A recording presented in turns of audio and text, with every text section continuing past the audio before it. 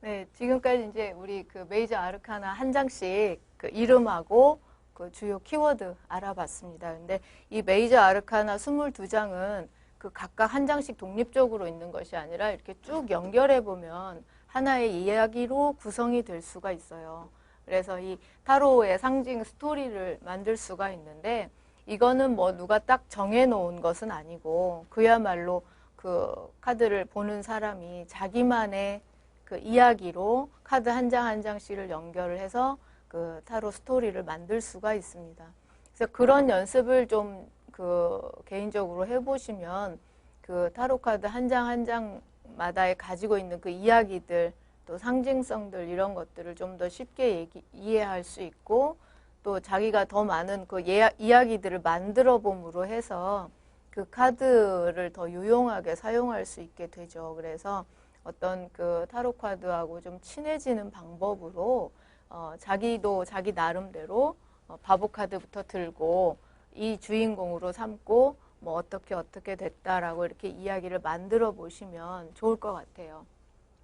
그래서 이제 그 기본적으로 이런 그 타로를 좀 연구 많이 하고 타로를 만들고 하는 사람들은 이 타로 카드 속에 어떤 그들의 철학이나 신비주의적인 그런 것들이나 여러 가지 그 정신적인 부분들까지 이렇게 함축시켜서 타로 카드에 넣어두려고 했었던 것 같아요. 그래서 이 타로 카드가 지금은 그냥 이렇게 점술용으로 이렇게 쓰이고 있지만 사실은 그 그림 한 장 한 장에 굉장히 그 철학적인 얘기들이 풍부하게 숨어 있습니다. 그래서 전체적으로 봤을 때 이 메이저 카드 22장은 그 우리들이 이 세상을 살아가는 데서 만날 수 있는 여러 가지 다양한 상황들을 다 표현하고 있어요. 그래서 어떻게 보면 인간이 살아가는 그 삶의 과정을 다 표현했다고 해도 무방하고 그래서 처음에 그 바보 카드 그야말로 바보처럼 아무것도 모르고 이 세상에 태어나서 여러 가지 일들을 겪고 여러 인물들을 만나고 성장해가는 과정을 함축적으로 보여주는 것이 이 메이저 카드의 순서들입니다. 그래서 맨 마지막 카드가 아까 21번의 3개 카드가 완성의 카드였잖아요. 그래서 어떻게 보면 정신적인 완성이라고도 볼 수 있고 인간으로 태어나서 한 사람의 그 삶의 완성이라고도 할 수 있고 또 종교적으로 보자면 어떤 신을 찾아가는 과정에서 이제 그 구원받는 완성이 될 수도 있고 또는 철학적인 거, 구도자적인 그런 입장에서 본다면 깨달음을 향해서 나가는 과정을 거쳐서 마지막에 완성은 깨달음을 얻은 상태라고도 볼 수가 있고요. 그런 식으로 가장 그 아무것도 준비 안 된 어떤 미미한 것에서 시작을 해서 여러 일들을 겪고 마지막에 뭔가 이루어지는 요 스토리가 되는 것이 그 타로 카드, 메이저 카드의 구성입니다. 그래서 이걸 독립적으로 잘라서 볼 것이 아니라 길게 큰 전체적인 안목으로 그 연결해서 보다 보면 이 지금 그 타로 카드가 어떤 이야기들을 담고 있고 이거를 내가 어떤 식으로 응용할 수 있겠구나라고 이렇게 눈이 트이게 돼요. 그래서 타로 스토리 중에서 이제 한 가지를 좀 소개해 드릴 건데요. 말씀드렸듯이 이 메이저 카드의 쭉 한 장 한 장들은 다 우리가 삶을 살아가는 모습들을 표현하고 있습니다.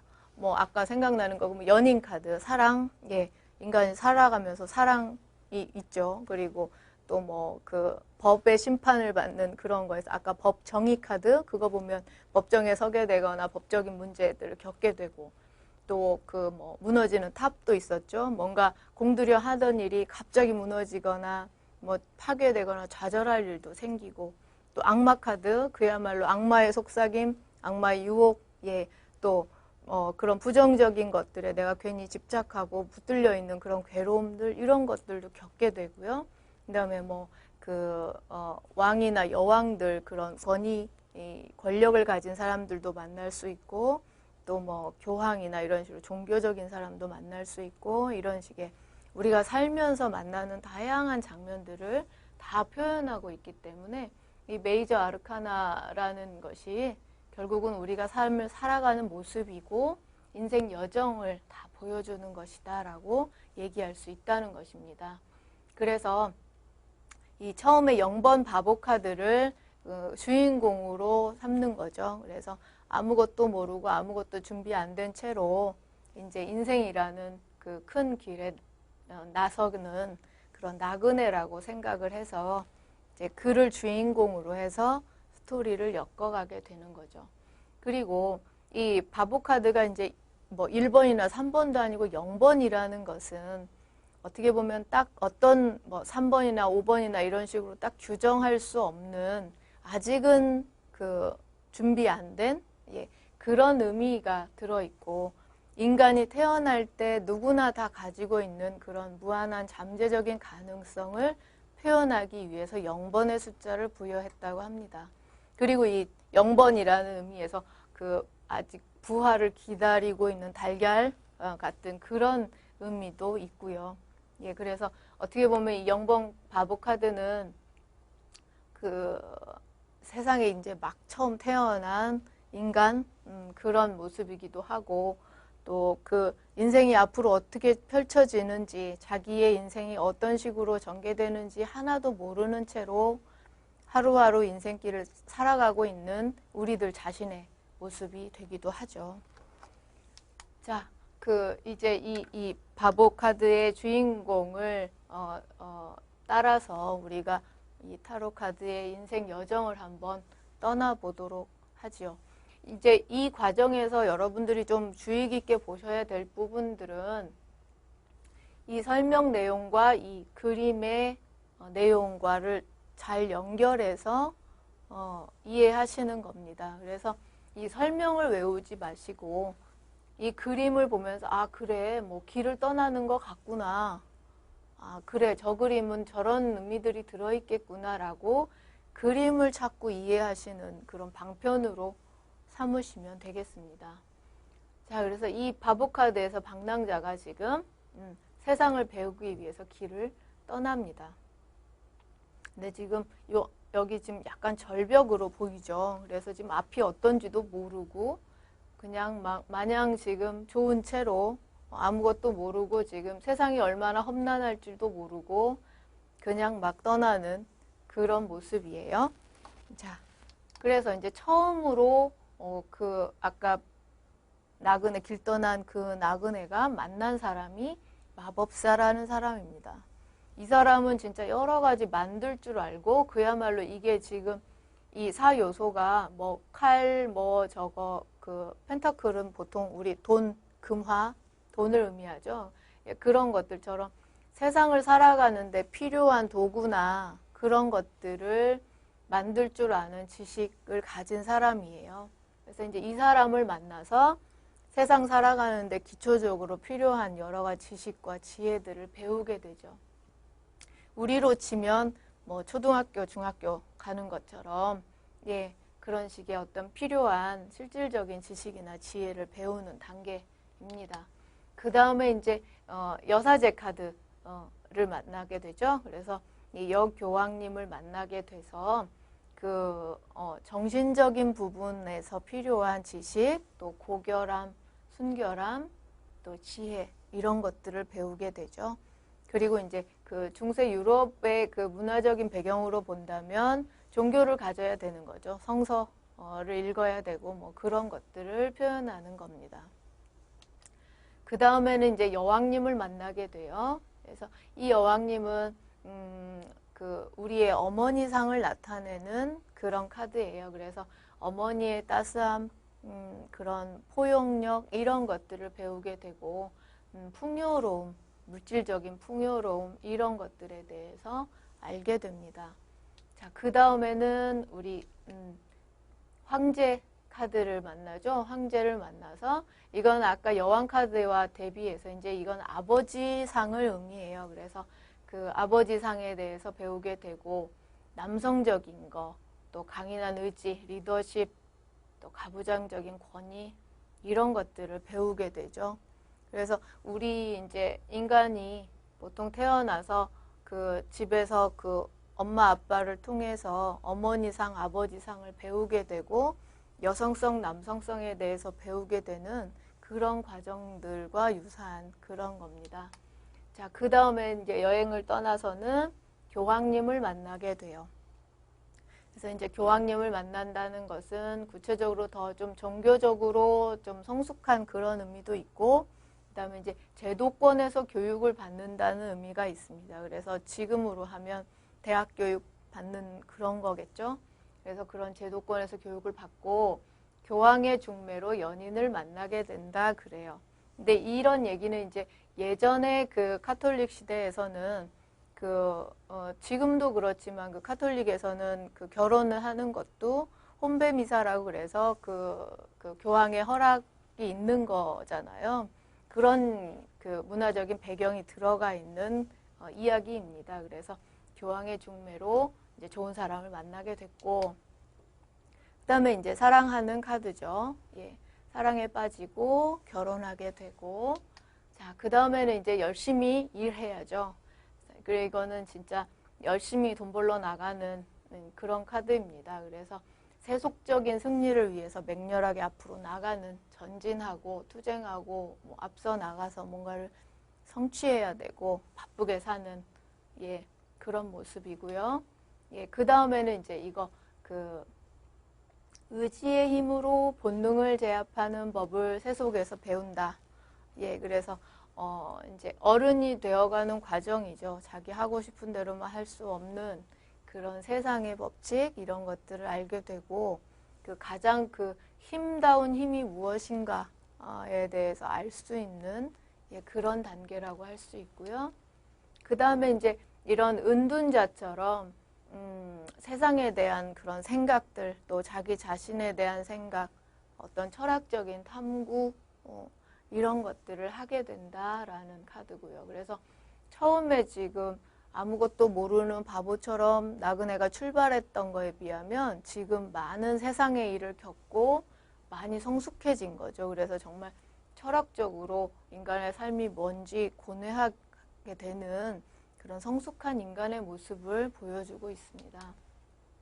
그 다음에 이제 운명의 수레바퀴는 그렇게 생각해보고 자기가 겪어보고 이 산다는 게 뭘까 이렇게 생각해보고 나서 알게 되는 것이 결국은 운명의 수레바퀴구나. 그래서 이 운명이라는 것이 그 인과응보의 철저한 법칙에 의해서 돌고 있고, 또 그 전생의 업에 의한 이번 생의 삶이 연결되고 있고, 또 어떤 사람을 만나거나 일을 만나는 모든 것에서 어떤 이런 인연법이 작용하고 있구나, 이런 식으로 굉장히 심오한 철학적인 그런 깨달음을 얻게 되는 그런 단계라고 할 수 있습니다. 자, 그리고 이거는 이제 아까도 말했듯이 이게 법이에요. 그래서 법과 정의, 세속에서의 그런 것들을 만나게 되고 알게 되는 장면. 그 다음에는 이 매달린 사람처럼 어떤 희생과 고행을 배우게 되는 것입니다. 그래서 인생에 있어서 어떤 그 고귀한 희생과 고행도 필요하다 하는 점을 알게 됐다라는 거고, 자, 그 다음에 죽음 카드. 그야말로 살면서 죽음의 고비도 겪어야 되겠죠. 그리고 죽음에 비견할 만큼 어려운 상황들, 또는 실제 주변 사람들의 죽음을 보기도 합니다. 그래서 우리가 삶 속에서 만나는 한 장면이죠. 죽음이라는 것은. 그 다음에 이제 다시 또 길을 떠나서 절제를 통해서 자기 자신의 정화를 해야 된다는 것을 알게 된다는 카드예요. 그래서 자기 내면의 정화, 정신적인 정화, 자기를 맑고 순수한 영혼으로 정화시켜야 되겠다라는 그런 부분을 상징하는 카드고요. 자, 그런데도 이제 중간중간 악마를 만나게 되죠. 예, 그래서 여러 가지 세속의 유혹, 또 자기가 붙들릴 필요 없는 그런 부정적인 생각들이나 집착들에 자기 스스로 얽매여 있는 그런 모습들, 예, 그런 모습들의 카드고요. 또 무너지는 탑은 공들여 쌓아놓은 어떤 일들, 추진했던 일들이 갑자기 어그러지고 자기 의도대로 뭔가가 되지 않고 생각지 않게 갑작스럽게 뭔가 파괴와 파멸의 일, 좌절의 일들이 생기는 그런 경험들을 하면서, 또는 이게 이제 정신적으로 표현하면 그동안 쌓아왔던 자신의 그 에고가 부서지면서 그 일신을 쇄신하게 되는 그런, 어떻게 보면 일종의 작은 깨달음의 상태라고도 할 수가 있어요.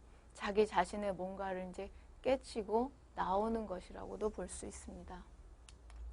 그래서 에고가 부서지고 나니까 그야말로 이제 마음의 평화가 오고 자기 영혼의 순수성을 찾게 되는 거죠.